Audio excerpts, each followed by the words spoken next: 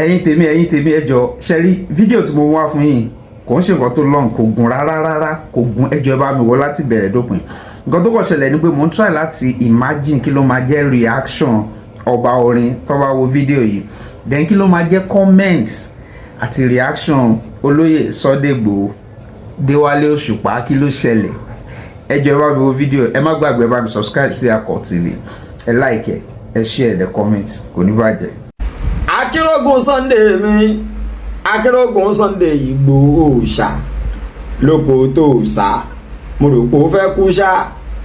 Ìgbà tó hùwà bàjẹ́ tán rojọ́ ẹ fún Igboho, ọkọ̀ rọ́pò wa ní kò lọ tún wá ẹ ṣe, ó tún fapá jánu ṣán ti gbẹ́ sàré ẹ ni, ó máa pè ya ń bàbà tọkọ tó yọ sí báyé ẹ.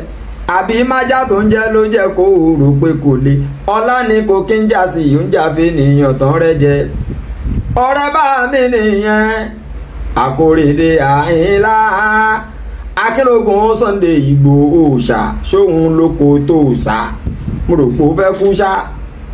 Ìwọ hùwà bàjẹ́ wọn rojọ́ ẹ fún Igboho, ọkọ̀ rọ́pò wa ní kò lọ tún wá ẹ ṣe, ó lọ ń fapá jánu ṣán ti gbẹ́ sàré ẹ ni, ó máa pè ya ń bàbà tọkọ tó yọ sí báyé ẹ.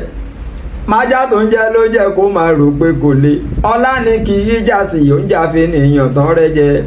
Ẹ̀gbọ́n ṣe pé àólẹ̀ ló ń jà àwa Yorùbá, àbí jẹkújẹ tí à ń jẹ ọ̀fẹ́ jẹ́ àgbọ́n, mo mọ̀ pé níyà ni ọjẹ́ ń tójú lọ́jọ́ iwájú. Ṣe pé àólẹ̀ ló ń jà àwa Yorùbá, àbí jẹkújẹ tí à ń jẹ ọ̀fẹ́ jẹ́ àgbọ́n, mo mọ̀ pé níyà ni ọjẹ́ ń tójú lọ́jọ́ iwájú.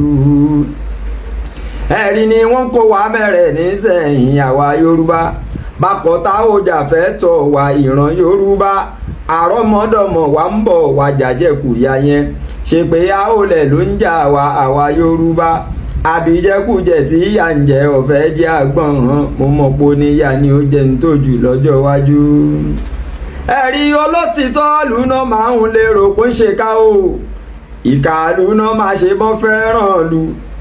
Èrìkìnà oró bàbá dá mímí, Igboho Sunday bó ṣe fẹ́ràn Yorùbá tó, ká má ṣẹ̀rú mọ́ lówí tó fi dọ̀tá wọn.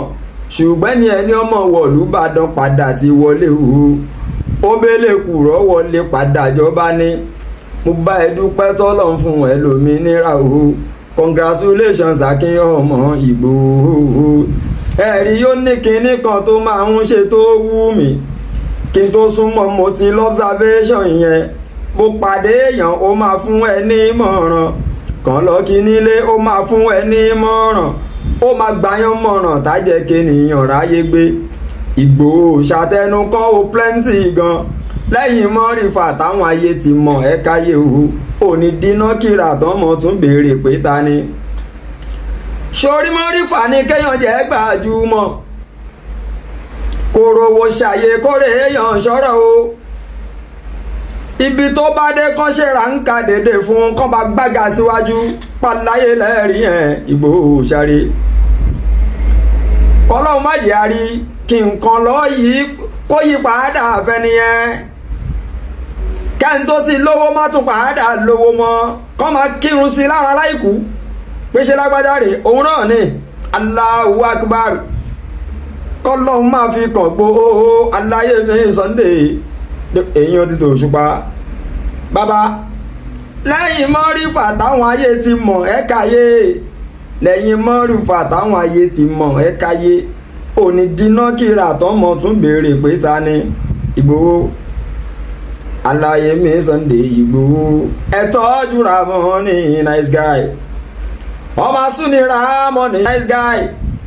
Èèyàn tèmi Àkànní Déwálé Àfíìsì, ẹ kí pàdé mi wisdom, èèyàn Àkànní Àfíìsì inú.